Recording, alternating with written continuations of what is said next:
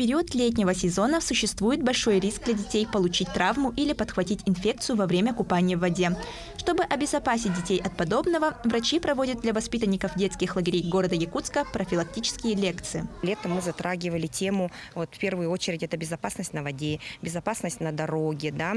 Также профилактика всяких различных отравлений, потому что летом у нас, возможно, бывают такие, случаи очень часто, потому что летом дети купаются, глотают воду плохую, из-за этого могут быть различные последствия. Дорога также представляет большую опасность для детей. По данным сотрудников ГИБДД, с начала года на территории города Якутска зарегистрировано 2475 дорожно-транспортных происшествий. Из них 58 с участием несовершеннолетних. С начала летнего сезона мы начинаем работу с летними детскими оздоровительными лагерями. С середины мая месяца с управлением образованием уже составляем списки.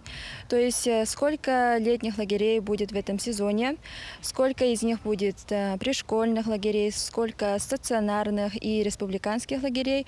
И вот уже с начала смены лагерей, это уже с июня, начинаем профилактическую работу с лагерями. При проведении лекций для детей упор делается на визуализацию. Специалисты используют презентации с картинками, а также проводят игры, квесты и мастер-классы, чтобы лучше заинтересовать ребят. Лекции проходят в формате оживленной беседы с самими ребятами.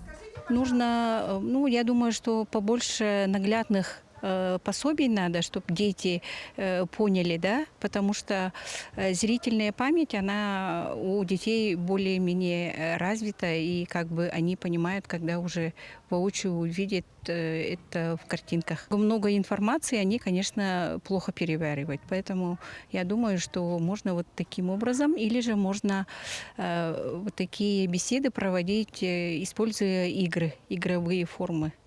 На сегодняшний день было проведено 42 лекции с охватом более 4000 человек, 17 квест-игр, а также были проведены более 15 мастер-классов по оказанию первой помощи, где приняли участие около 1500 воспитанников детских лагерей. Мероприятие продолжится до конца июля. Наталья Николаева, Григорий Охлопков, Якутск.